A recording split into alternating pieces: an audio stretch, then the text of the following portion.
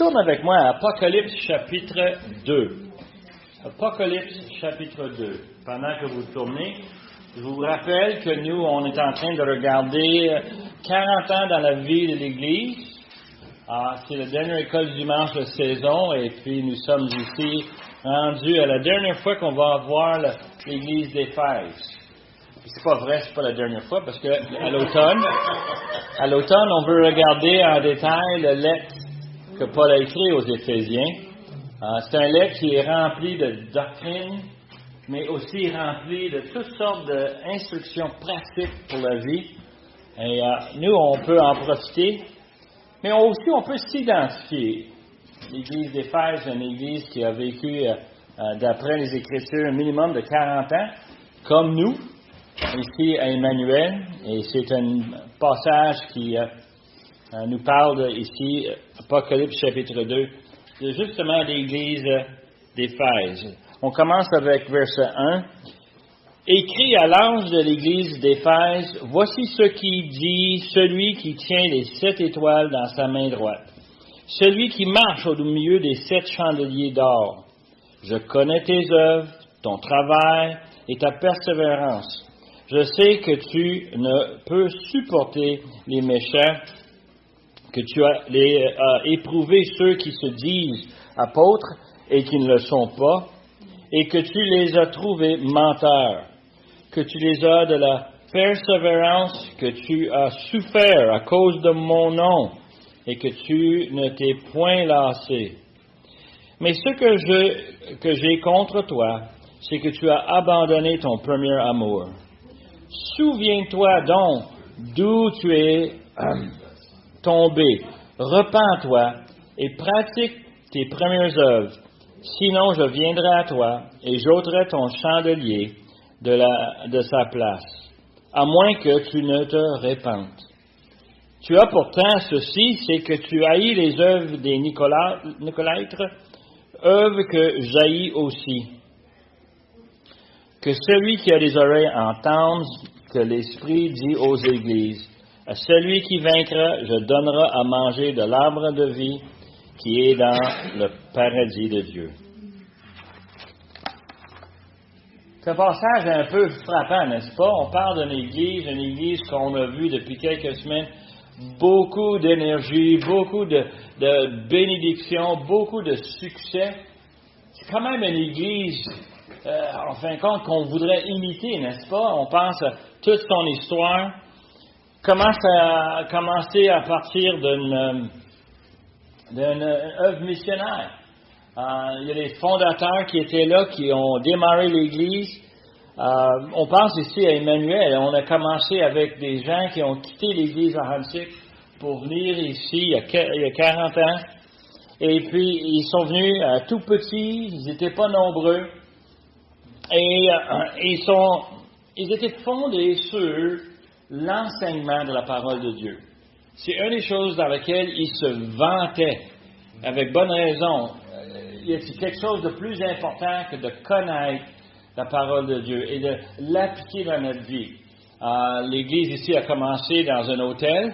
On n'avait pas de bâtiment. On avait besoin de juste rencontrer quelque part. Ils ont rencontré dans les foyers. Et puis ensuite, ils avaient loué l'hôtel qui est maintenant le Doubletree. Autrefois, c'était le Holiday Inn sur l'autoroute transcanadienne. Et ils avaient des salles de classe, ils avaient une grande salle pour l'adoration. C'était quelque chose qui était bien démarré, mais ce qui était le centre, c'était l'enseignement. Et l'Église d'Éphèse n'était pas beaucoup différente. C'était une Église qui était commencée par des fondateurs qui sont arrivés. Ils sont arrivés de l'Église de Corinthe. Et on sait, parce qu'on a lu dans Actes chapitre 18, comment est-ce que Paul est arrivé avec Aquilas et Priscille ensemble. Ils ont commencé, ils avaient le même métier, alors ils travaillaient dans le marché, ils commençaient l'évangélisation dans les synagogues, où ils avaient les Écritures. Et puis, ils ont traversé avec le but de simplement commencer à chercher les perdus, dans les villes d'Éphèse. Et puis, Paul a quitté, il a laissé Priscille et Aquilas à Éphèse et il est parti. Apollos est arrivé, il s'est joint à eux autres. Ça faisait une équipe. Ils ont commencé à bien enseigner à partir de l'Ancien Testament toutes les vérités par rapport à ce que Jésus était venu faire. Le Messie qui est venu non seulement pour libérer, mais pour pardonner. Et pardonner le péché, quelque chose d'impressionnant, n'est-ce pas? Et lorsqu'on voit cette situation, on voit comment est-ce que ça grandit. L'Église avait besoin justement de travailler. Paul, lors de son 3e voyage, il a fait le tour de l'Asie, de Galatie, puis ensuite l'Asie mineure. Et il est arrivé à Éphèse et il y en avait des besoins pour l'enseignement. Il a resté là-bas presque 3 ans. On a vu dans le chapitre 19 comment il a commencé une école. On a entendu Yvon, on a entendu Matt, on a entendu Richard parler justement de l'évolution de cette petite église qui est maintenant rendue plus grande, qui a envoyé des hommes importants, des hommes qui ont appris au pied de Paul et puis ils sont partis, eux autres, pour se rendre dans leur ville. Et on a eu, c'est justement ce témoignage qu'on a eu à partir de l'école que Paul avait commencé à Éphèse. Et on a rejoint un paquet de villes autour dans l'Asie mineure grâce à ce moyen de se reproduire dans les hommes, les envoyer et de les aider à commencer des églises dans les autres villes. On voit ça à travers les différentes lettres que Paul a écrites, comment est-ce qu'il a envoyé ses messages partout pour essayer d'étendre l'Évangile le plus possible. Et surtout, on a fait les dernières 2 semaines, on a regardé 1 Timothée et 2 Timothée. Pourquoi? Bien, en grande partie parce que l'Église a eu si vous voulez, leurs pasteurs, leurs anciens, formés par l'apôtre Paul. Mais parmi les pasteurs qui ont resté à Éphèse, un qui nous arrive, c'est Timothée. Et Paul a écrit 2 lettres à Timothée, et on croit qu'à chacune de ces lettres, Timothée était physiquement à Éphèse. Et quand on voit ces lettres que Paul a écrites, c'est des lettres pastoraux que Paul a donné vraiment de conseils à un jeune pasteur. Mais les conseils ne sont pas des affaires négligeables. Probablement, c'était des choses, si vous vous souvenez à toutes les choses qu'on a parlé, c'était des choses importantes que Timothée doit entendre. Fort probable qu'il avait déjà entendu. Paul, l'apôtre Paul, je sympathise avec lui, il radote. Paul, il répète souvent les choses, à maintes et maintes reprises, parce qu'il sait qu'on a un mémoire, une faculté qui oublie. On a besoin de se faire rappeler. Et alors, les lettres à Timothée, c'est vraiment un aide-mémoire pour que Timothée se souvienne des choses qu'il doit faire, qu'il doit mettre en pratique.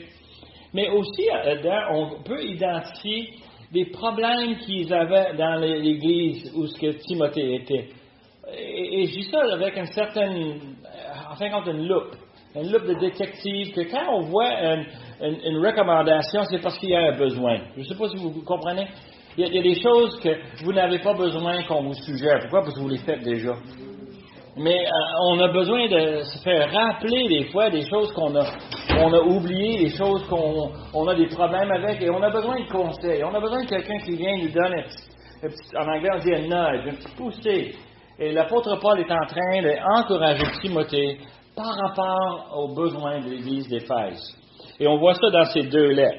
Son premier lettre est écrit à partir de Rome, probablement quelque part entre l'an 60 et 64. On sait que Paul s'est rendu lors de son 4e voyage. Il était prisonnier maintenant. Il s'en va à Rome.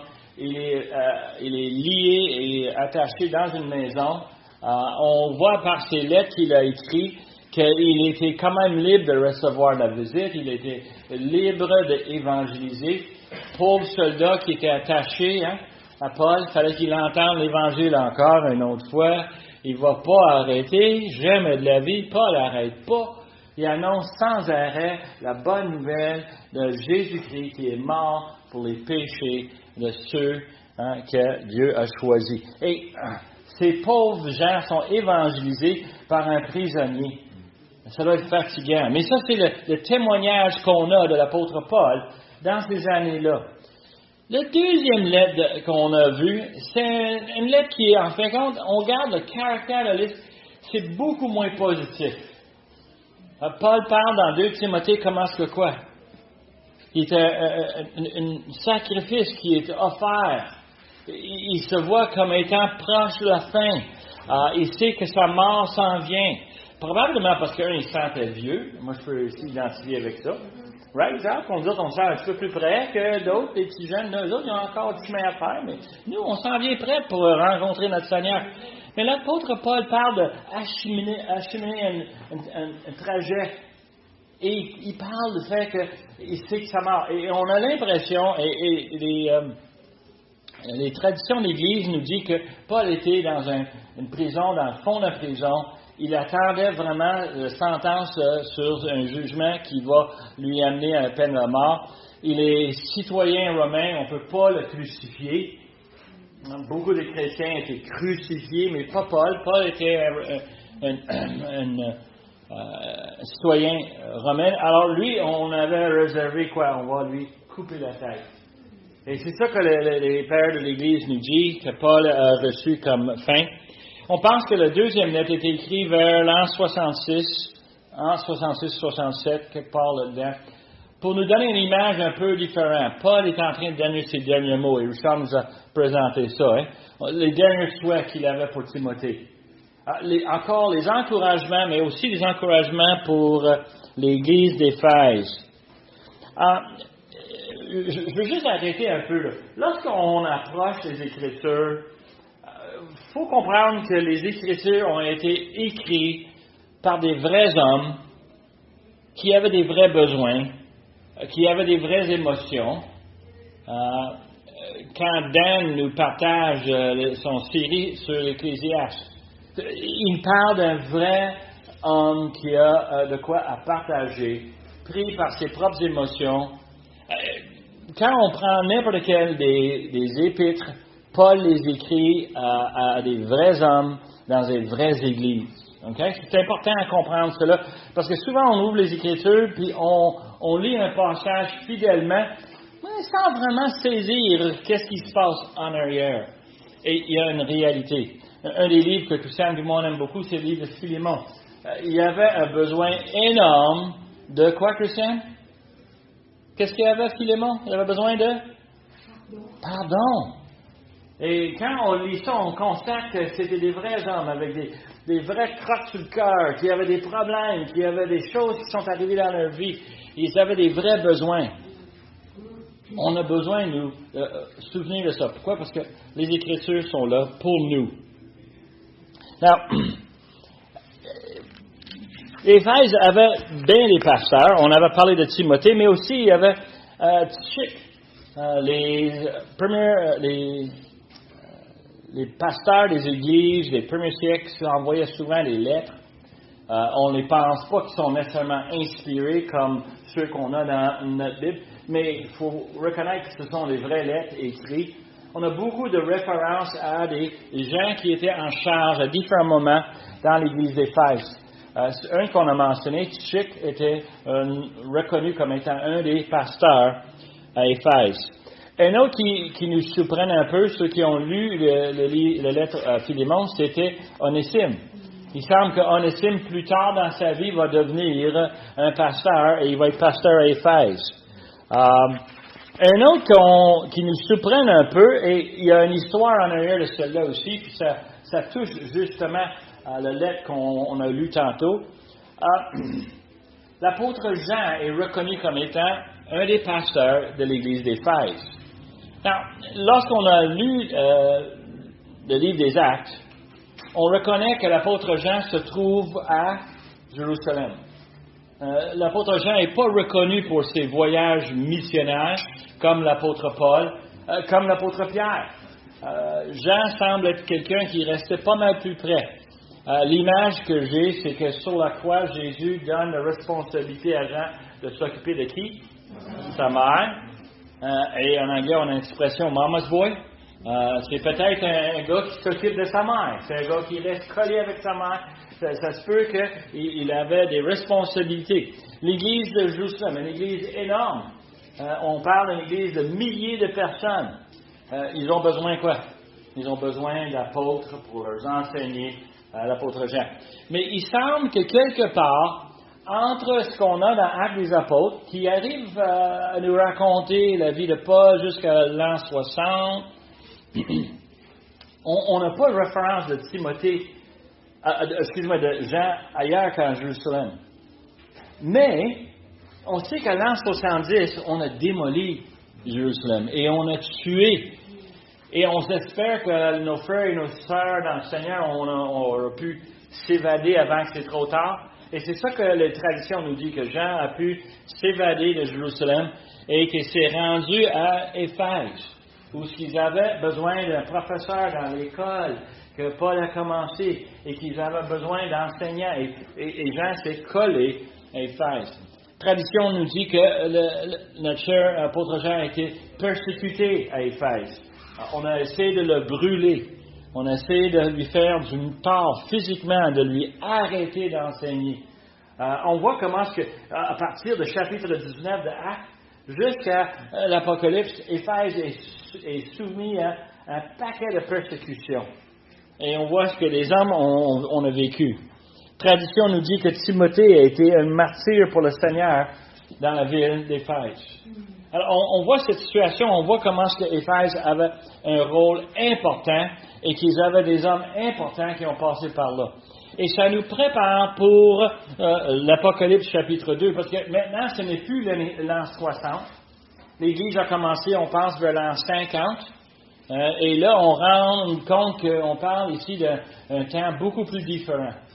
On voit l'Apocalypse, on pense que l'Apocalypse a été écrit probablement vers l'an 94, 96, 95, quelque part dans le milieu de la dernière décennie du premier siècle. Alors maintenant, ça fait 40 ans que l'Éphèse est en opération, 40 ans que l'Église travaille, 40 ans que l'Église souffre sous la persécution. Et ça fait quand même un bon bout de temps à reconnaître ceci. Alors, on pense que ce qu'on connaît de l'apôtre Jean, c'est qu'on l'a envoyé en exil. À partir d'Éphèse, on croit, d'après les écrits des pères de l'Église, on pense qu'il a été envoyé dans une île sur Patmos, une île déserte sur la mer qui est loin. C'était une colonie de prisonniers.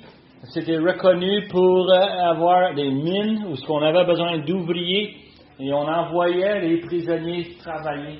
Et c'est là que l'apôtre Jean a passé les dernières années de sa vie. Mais sur l'île de Patmos, il reçoit une révélation qu'on a dans le livre d'Apocalypse, où ce que le Seigneur Jésus vient et lui paraît et lui dit d'écrire des choses et de les envoyer dans les églises. C'est important parce que souvent dans les églises, on n'en parle pas autant que ça de l'Apocalypse. Moi, je pense que tous les troisièmes messages devraient être sur l'Apocalypse. Ça, c'est mon opinion personnelle. Pourquoi? Parce que c'est notre espérance. Moi, je pense que l'Apocalypse est là pour nous, pour qu'on puisse comprendre que Dieu a un plan. Et comme notre cher R.C. Sproul, il nous dit quoi? Dieu gagne. Dieu gagne toujours. Et c'est bien mieux d'être sur le côté de notre Seigneur que d'être sur l'autre côté. Alors, on a ce passage fascinant où on a toutes les prophéties sur les choses futures. Et juste pour vous aider à se souvenir, de temps en temps, j'aime ça répéter ce verset, Romains 15, verset 4.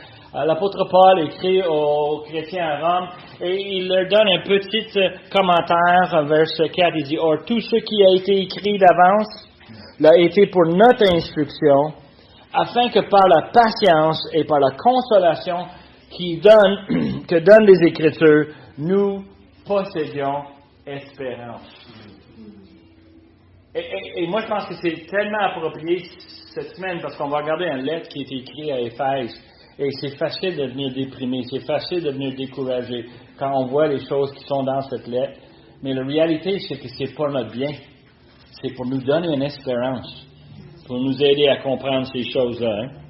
Alors, une des choses que j'aime beaucoup avec les Écritures, et depuis ma jeunesse, et en fin de compte, même aujourd'hui, j'ai l'impression que c'est quelque chose de très important pour nous, c'est de regarder les Écritures. Moi, j'ai 66 livres. Est-ce que vous en avez 66 vous aussi? C'en est beaucoup, n'est-ce pas? Il y a beaucoup. Puis, évidemment, il y en a qui, eux autres, ils remplissent les Bibles avec des notes et des commentaires. C'est très utile. Mais le texte elle-même, ça fait des milliers d'années que le Seigneur a travaillé pour nous donner cela. Et je peux te dire, dans ma lecture personnelle, quand j'ouvre les Écritures, ce qui m'impressionne, c'est que c'est pour moi. Hein? On parlait tantôt des petites photos qu'on a. J'ai une photo où je montrais à mon petit-fils Fred comment jouer au football. Il avait 3 ans, il était très jeune. Il n'avait pas les habiletés nécessaires qu'il a aujourd'hui.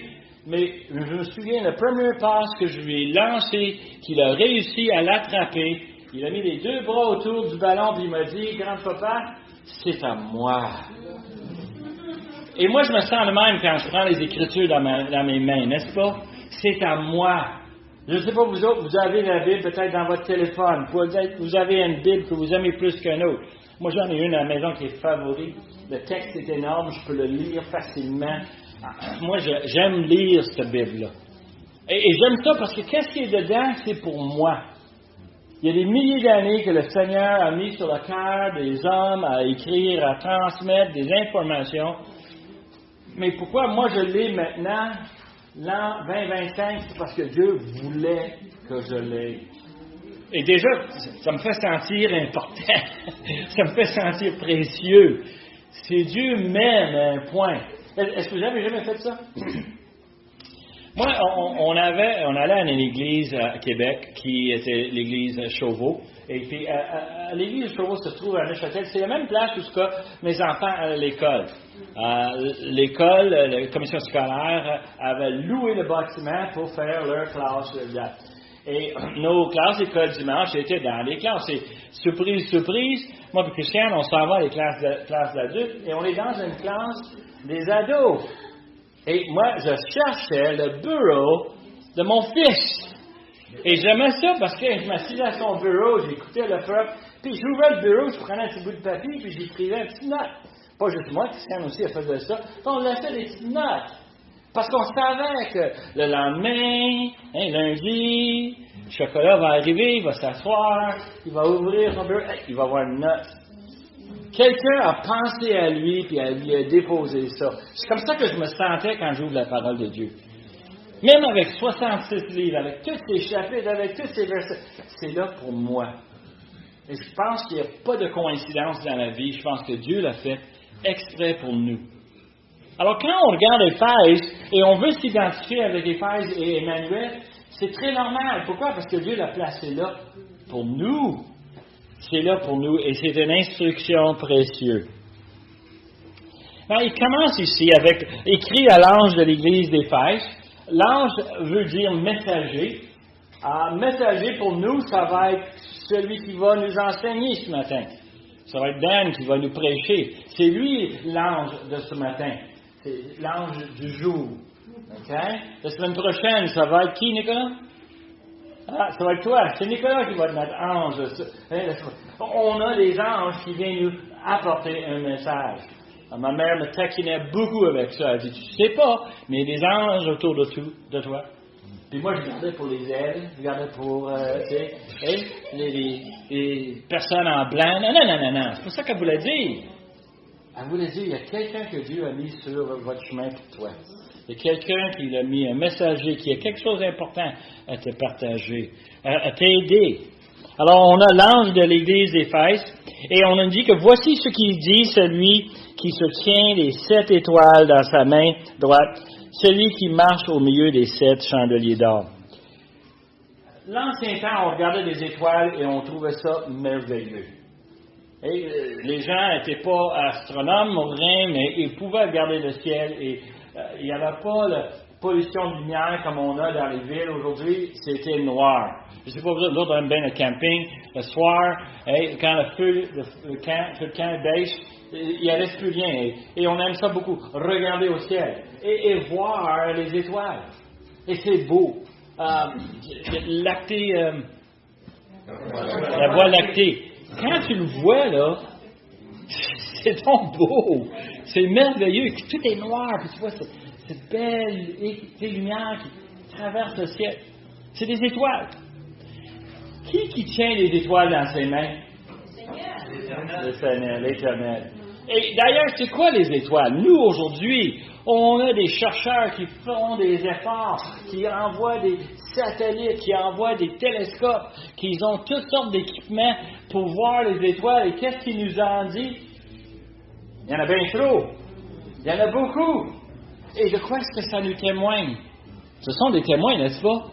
L'immensité, le pouvoir de Dieu d'être capable de créer un univers si grand qu'on n'est pas capable de compter les étoiles. Ah, c'est fascinant. Et moi, je te dis, j'aime ça. Cette semaine, je lisais un article. On a envoyé un télescope spécial qui ne capture pas la lumière normale. C'est la lumière infrarouge. Et on sait que l'infrarouge, c'est la lumière, quand ça voyage de longue distance, elle se fait transformer. Elle devient infrarouge. Alors, les étoiles qui sont les plus loin nous donnent une lumière infrarouge. Eux autres, ils mesurent ça. Et ils ont mis le télescope dans une place et ils ont visé une partie de l'espace tout petit, à peu près 1,5 degrés dans l'espace. Et ils ont dit, on va essayer de capturer l'infrarouge dans cet espace-là parce que c'est noir. Les télescopes ne voient rien dans cette partie de 1,5 degrés. Ils ont fixé. Ils ont pris 2 jours de capture de lumière. 2 jours pour être capables de photographier ce qu'ils ont. Sont 800 000 galaxies. Et on pense comment est-ce que c'est grand. Nous, on est capable de dire les étoiles que Dieu tient dans ses mains. Ce sont ses témoins. Et ici, on parle de 7 étoiles. Quels sont les témoins qu'on a aujourd'hui? Ben, c'est nous. Nous sommes les témoins dans un monde rempli de péchés. C'est nous qui vivons une vie qui est en obéissance à l'Éternel. C'est nous qui parlons de le sacrifice de son Fils. C'est nous les témoins. Alors, à celui qui tient les étoiles dans sa main et qui marche au milieu des 7 chandeliers d'or. OK, l'imagerie est forte ici. On a 7 chandeliers et ces chandeliers, évidemment, on met des chandelles là-dessus. Le but d'un chandelle, c'est quoi? Éclairer. Surtout qu'on n'a pas de lumière Adèle, on n'a pas des lumières incandescentes, on n'a pas de halogène, on n'a pas de ça, on a juste des chandelles. Ça éclaire. Et on sait très bien, quand on a des pannes de pouvoir, on sort les chandelles. Les chandeliers représentent un éclairage. Où est-ce qu'il y a la lumière? À l'Église Emmanuel, j'espère, on a la lumière spirituelle. Et on a cette image ici de 7 chandeliers. Et c'est fascinant de voir Jésus qui dit ça à l'apôtre Jean lorsqu'il donne une lettre à combien d'églises? 7 églises. Est-ce que vous voyez la référence? Moi, je pense qu'on commence à comprendre. Celui qui tient les étoiles se promène parmi les chandeliers et qu'est-ce qu'il fait? Ben, il check. Il regarde. Il est en train de passer à travers les églises et il nous surveille. Il nous regarde. Et on est précieux. Je l'ai déjà mentionné tantôt, on est tellement précieux chaque fois qu'on tient la parole de Dieu dans nos mains. On est précieux. Alors, il nous surveille. Je ne sais pas vous autres, là, moi, quand mes boutchous étaient dans leur lit quand ça dormait, moi, j'avais de temps en temps, je s'ouvre la porte, voir, tout le monde est bien. Ah, l'autre, il y a tout déshabillé. Cool, donc, il va geler ce soir. Prendre le temps d'aller quoi? Le rhabiller, hein? On le couche comme il faut, on l'abrit, on surveille ce qui nous est précieux. C'est ça qu'on fait. Et c'est ça que le Seigneur fait. Il se promène au milieu des 7 chandeliers. Il marche à travers les 7 églises. Et les 7 églises, on les a mentionnées ici. Les 7 églises reçoivent 7 lettres. Et ces 7 lettres, c'est de celui qui nous aime, celui qui nous veut. Il commence avec l'église d'Éphèse. C'est ça qu'on a lu tantôt. Hein? Apocalypse chapitre 2, verset 1 à 7, c'est la lettre qui est écrite à Éphèse. Mais les versets suivants, c'est les lettres pour Smyrne, Pergame, Thyatire, Sardis, Philadelphie et Laodicée. Toutes les églises qui ont été commencées par l'école de Paul. Okay? J'essaie de vous voir le contexte. C'est un tout. On pense un peu à notre association.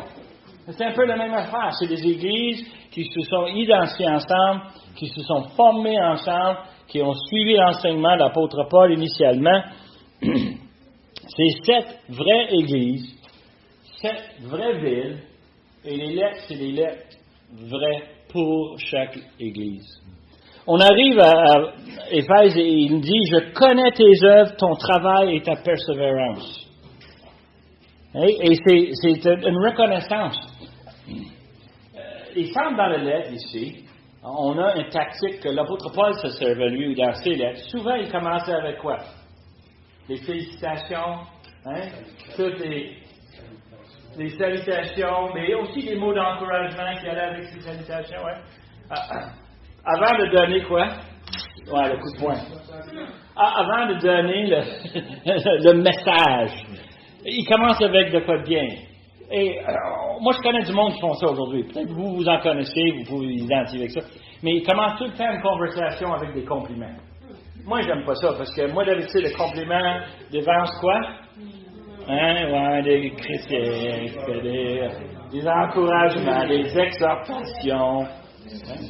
Mais c'est une méthode. C'est une méthode, et puis on le reconnaît, on le voit dans cette lettre. L'apôtre Jean reçoit ici des encouragements pour reconnaître ce qu'Éphèse a fait. Et c'est important de les reconnaître parce qu'ils sont importants à le message qu'on va recevoir. Ce qui est bien dans l'église d'Éphèse, ce sont les œuvres.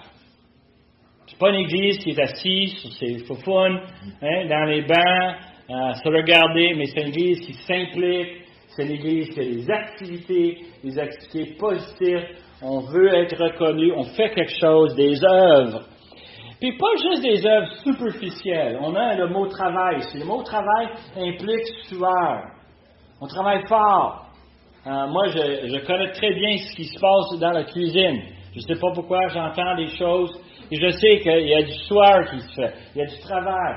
Quand on veut manger, ça prend la préparation. Et je prends l'exemple, mais c'est dans tous les ministères semblables à ça. Il y a des efforts à faire. Et on voit que l'Église d'Éphèse était reconnue pour le fait qu'il s'y mettait. C'est pas quelque chose qui se faisait légère, mais quelque chose qui s'engageait. Et il donne un autre mot qui est très important, persévérance. C'est facile de commencer quelque chose, mais c'est très difficile de le terminer. Et on connaît du monde qui ne vont pas jusqu'au bout, puis ça nous frustre. Pourquoi? Parce que nous autres, on veut finir.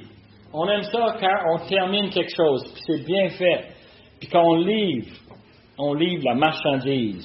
Ah oui, l'Église d'Éphèse, c'est une église comme ça. Travaille fort, travaille bien, et qui persévère jusqu'au bout. Et une autre chose qui sont reconnues ici, c'est que le rejet des méchants. Quand les méchants, c'est facile de les reconnaître, tu sais. Quelqu'un qui arrive, qui donne des coups de poing, c'est un méchant, right? Quelqu'un qui vole de l'argent, c'est un méchant. Mais ici, c'est la méchanceté spirituelle. Et malheureusement, dans ce monde aujourd'hui, il y en a beaucoup de ça, où ce qu'on enseigne des choses qui ne sont pas vraies. On peut commencer avec un passage biblique qui est la vérité, puis on va tordre le sens. Et on va faire dire les Écritures des choses que l'Écriture n'a aucunement l'intention de dire. Ça, c'est des faux enseignants. Et ici, on parle de ça ici. Que tu les as éprouvés, ceux qui se disent apôtres. Un apôtre, c'est un messager. Comme le mot ange qu'on a vu tantôt. L'idée, c'est celui qui amène. Et c'est celui qui est envoyé par le Seigneur pour donner un message. Et ces gens-là s'identifient comme étant envoyés et ils sont éprouvés par l'Église d'Éphèse et on les a reconnus comme étant quoi? Faux, menteurs. OK? C'est vrai. Et c'est important de reconnaître ce qui est en arrière de cette déclaration. On a parlé beaucoup de ça depuis plusieurs semaines. Éphèse, c'est un endroit où on enseignait la parole de Dieu. On ne peut pas passer aux Éphésiens des sapins. Tu comprends? on ne peut pas leur passer des mensonges.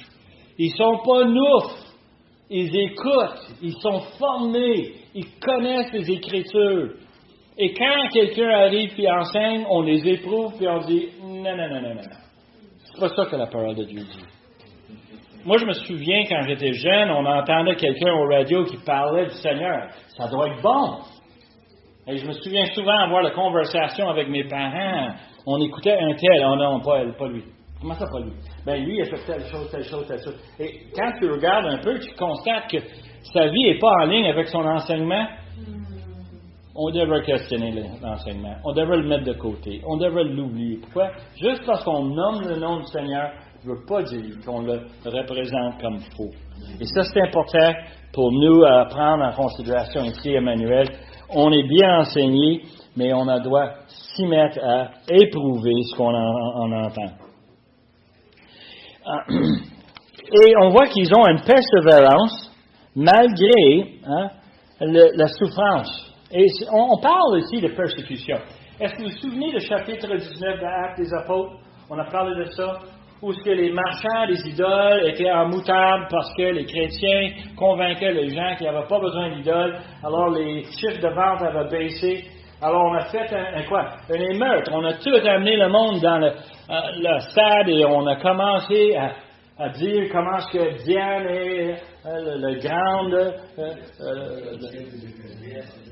Et on voyait comment c'était un rejet. Et vous pensez que ça a arrêté là? Pensez que les commerçants ont arrêté là? Non. Tu peux imaginer comment est-ce que les années ont passé et constamment on est en conflit avec les Juifs puis avec les idolâtres. Et on est pris avec une ville qui est pleine de péchés et on témoigne à ces gens-là et on réalise comment est-ce que ça va être dur. Ça va être pas facile. On va pas être aimé. Et il va avoir une souffrance. Et une souffrance que les autres ne vont endurer, que tu as souffert à cause de mon nom et que tu n'étais point lassé. C'est-à-dire que peu importe la persécution, devine quoi? Le lendemain, on ramasse puis on continue. On n'arrête pas là. On continue. On se force là-dedans. Et on se donne à annoncer l'Évangile. On est tenace. On tient tête pour le Seigneur. Mais verset 4, ça devient triste. Hein? Mais ce que j'ai contre toi, c'est que tu as abandonné ton premier amour. Now, je trouve ça un peu tough, de se faire dire qu'on a abandonné notre amour. Moi, je ne peux pas comprendre comment je peux abandonner les choses que j'aime. Oui, chérie, je t'aime. Je ne peux pas t'abandonner. Mais tu as l'image, n'est-ce pas? C'est une très bonne image. Comment je peux... Mais il semble que le Seigneur reprend l'Église d'avoir perdu le premier amour. Et c'est important parce que ce passage nous parle de bien des éléments.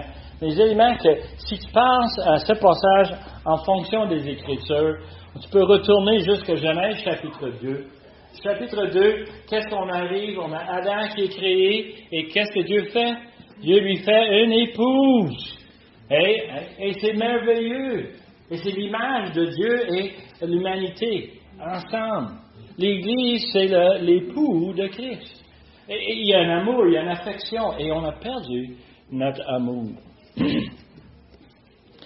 Il parle ici d'un amour qu'on avait lorsqu'on avait rencontré le Seigneur. Okay?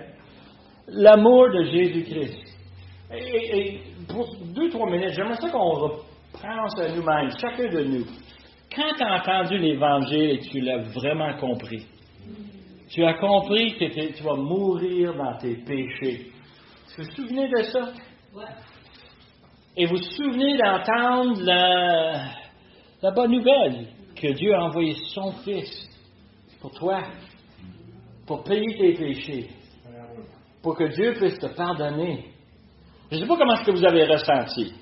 Moi, j'étais très jeune, mais il y avait une certaine chaleur, une certaine bien-être que je me sentais en dedans de moi-même, pécheur, parce que je me connaissais comme pécheur.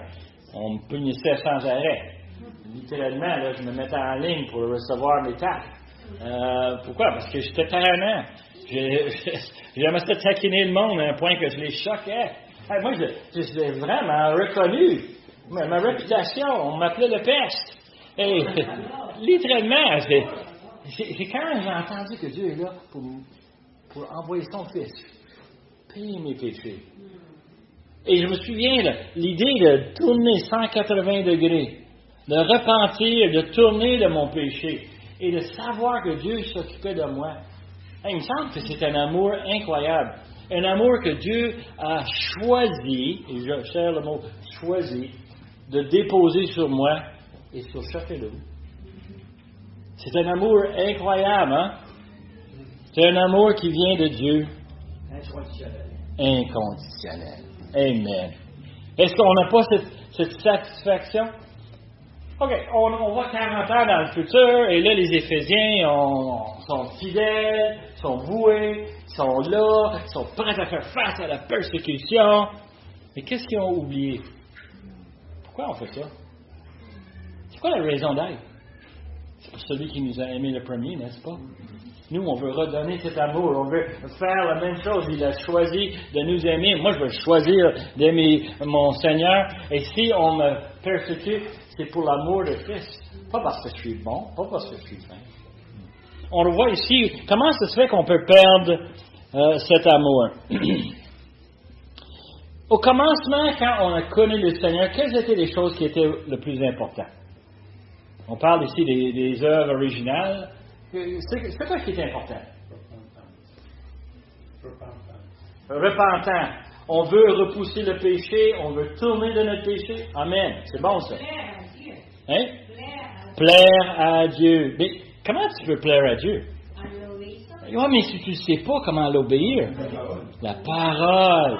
Et je me souviens, quand j'ai connu le Seigneur, la lecture des Écritures est devenue pas un fardeau, c'est devenu un privilège, un plaisir.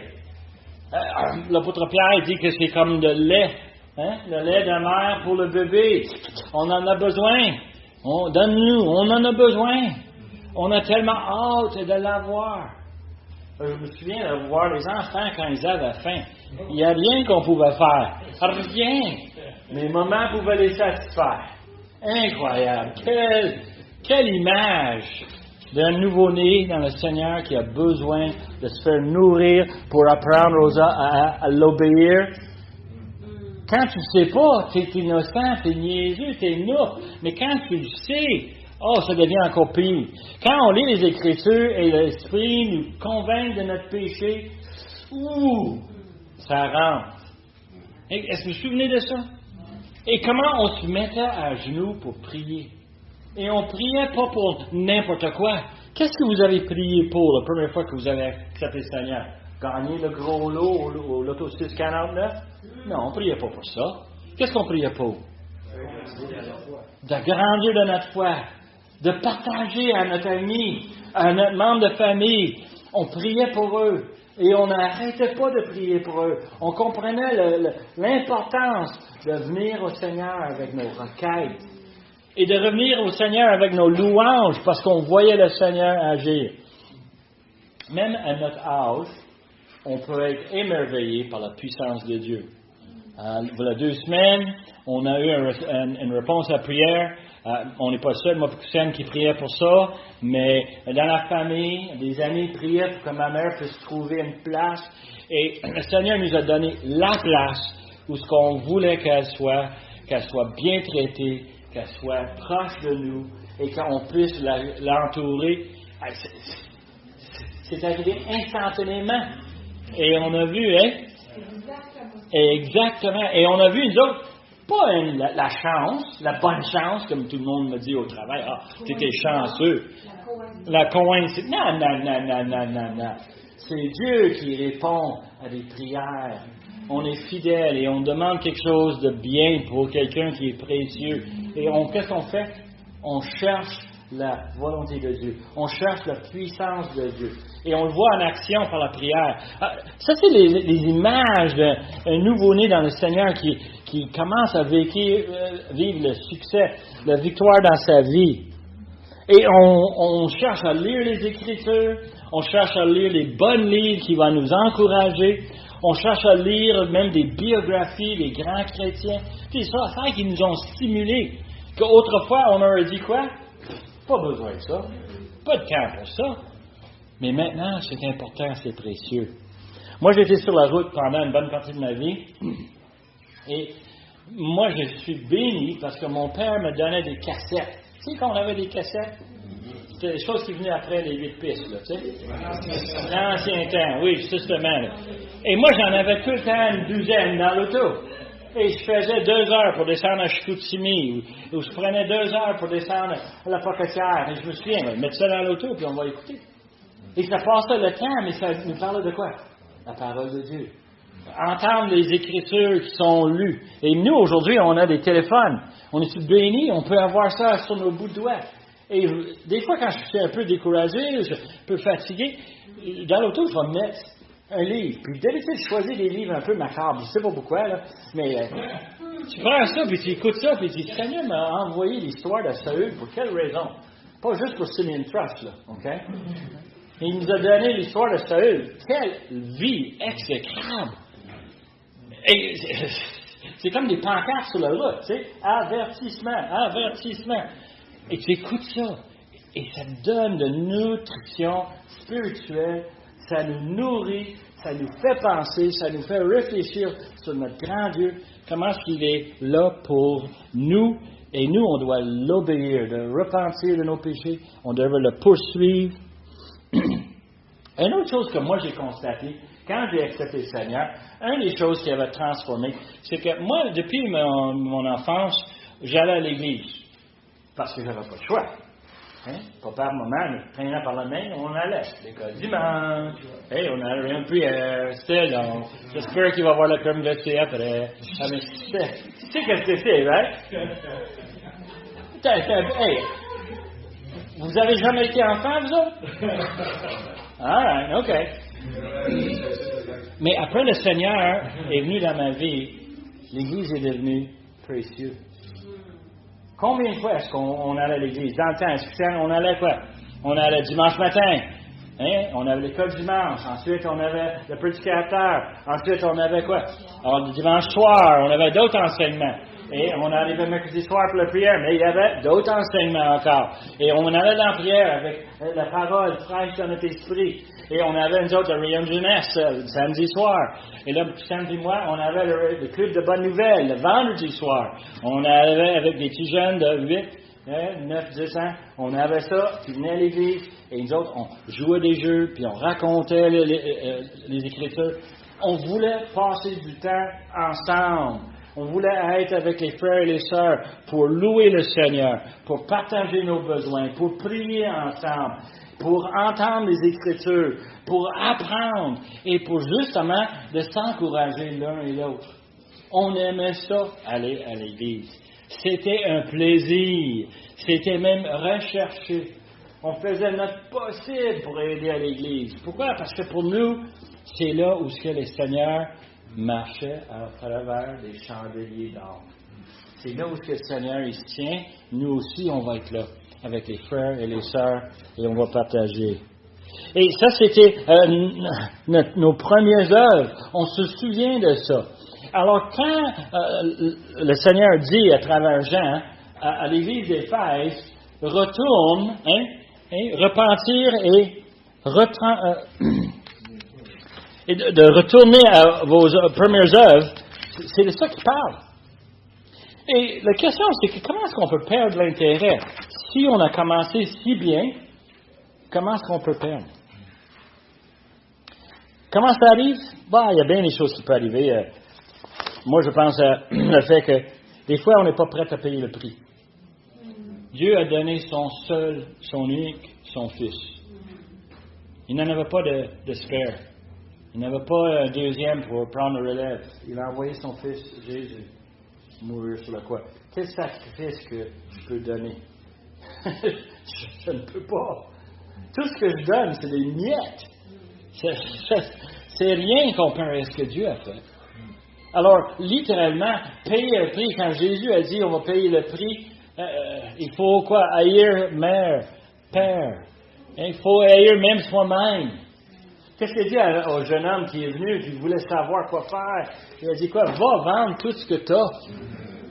Et puis l'autre, il dit quoi? Non, je peux pas. Trop attiré par les choses. Et Jésus l'a dit. Il a dit, lorsqu'il donne l'explication des 4 sols, il parle dans Marc chapitre 4, verset 19, il dit, d'autres reçoivent la semence par les épines, et ce sont ceux qui entendent la parole. Mais en qui les soucis du siècle, la séduction des richesses, l'invasion des autres convoitises, étouffent la parole et la rendent infructueuse. Ça c'est des gens qui viennent à l'Évangile et qui perdent de l'intérêt. Et j'aime les images que notre Seigneur Jésus nous a données, n'est-ce pas? On a des choses importantes là-dedans. Les soucis de la vie. C'est quoi les soucis de la vie? Hey, as-tu entendu qu'il y a une guerre qui se passe là-bas? As-tu entendu comment est-ce que les politiciens ont fait ci et qu'ils ont dit ça? Ça, c'est la vie. Et moi, je suis rendu, là, que quand on parle de politique au bureau, je dis, ah oui, il y avait autrefois des Babyloniens. Ah oui, autrefois, il y avait des Mèdes et des Perses. Autrefois, il y avait des Grecs. Autrefois, il y a des... Ah, ça va passer. Ça va passer. Ils t'offrent pas longtemps, ceux-là. 4 ans, puis pouf, ils sont dehors, on va mettre un autre bozo à sa place.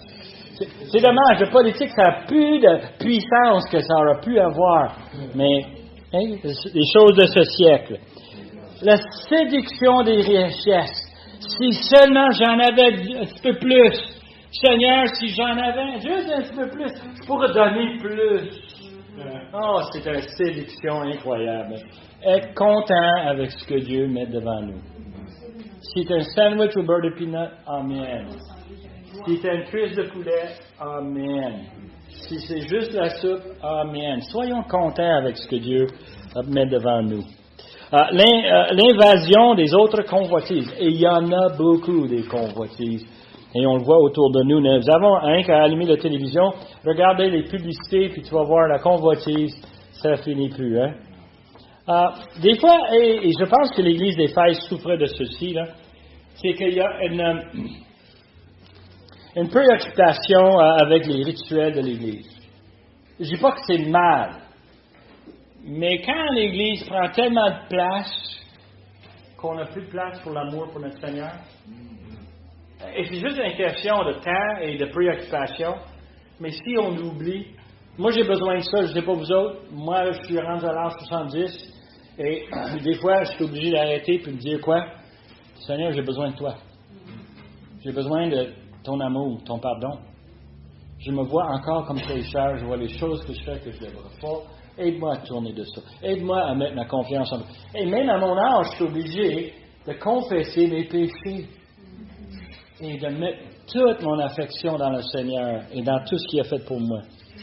Et c'est ça qu'il dit dans le verset 5. Souviens donc, toi, d'où tu es tombé. D'où? Où est-ce qu'on était? On l'a perdu. On veut le retrouver. On veut le regagner encore. Repends-toi. Pratique les premières œuvres.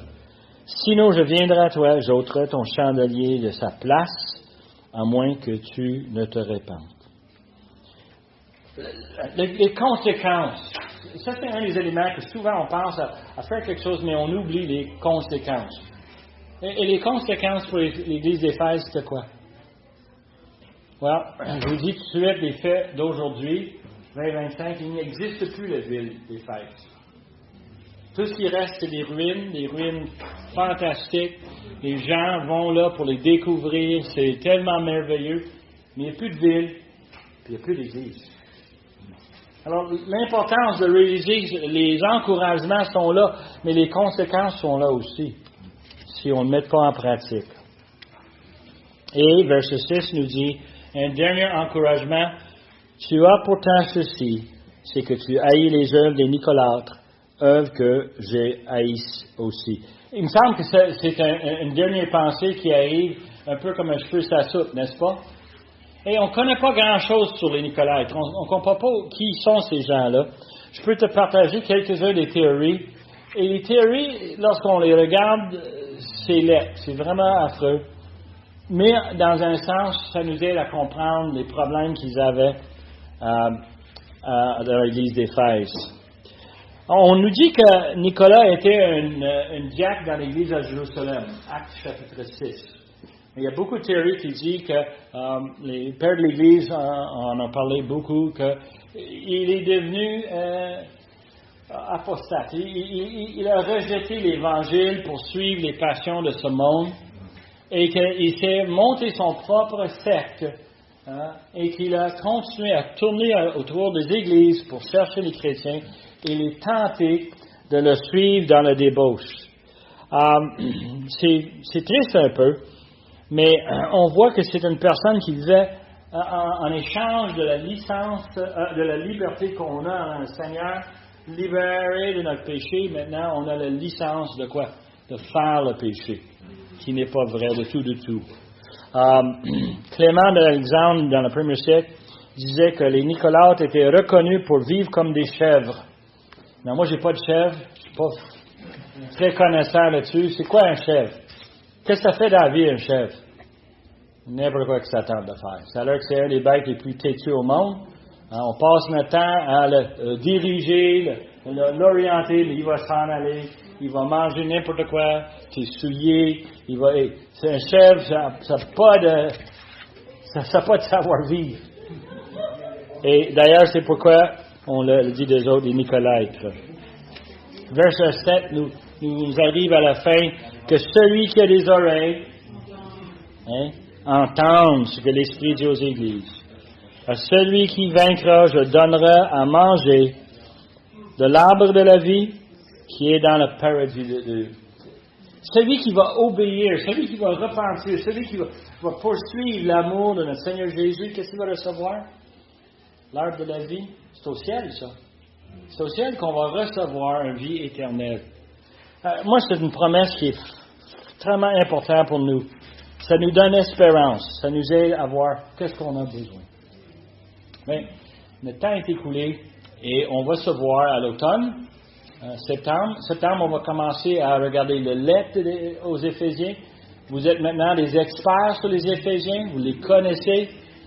So, vous êtes prêts à vraiment vous mettre dans leur sandales et d'entendre la lettre de Paul comme ça a été intentionné il y a 2000 ans. Courbons-nous. Père éternel, on te remercie pour cet avertissement que tu envoies à l'Église d'Éphèse. Seigneur, une Église qui travaillait fort, une Église qui cherchait à te plaire, mais Seigneur, qui avait oublié le premier amour. Seigneur, aide-nous à ne pas perdre cet amour. On aime notre Église ici, Emmanuel, et on voudrait que ça continue comme témoin. Et Seigneur, on voudrait que tu nous trouves acceptables. Et on demande ces choses, Seigneur, parce que tu es un grand Dieu, miséricordieux, mais tout-puissant, capable de tout faire. Et Seigneur, on te demande pour nous, ce matin, que tu nous prépares nos cœurs pour l'adoration qui vient, soit avec le prédicateur. Donne-lui la parole, qu'on puisse comprendre ce que tu as placé pour nous. Nous demandons ces choses par le beau nom de Jésus, notre Sauveur et notre Maître. Amen.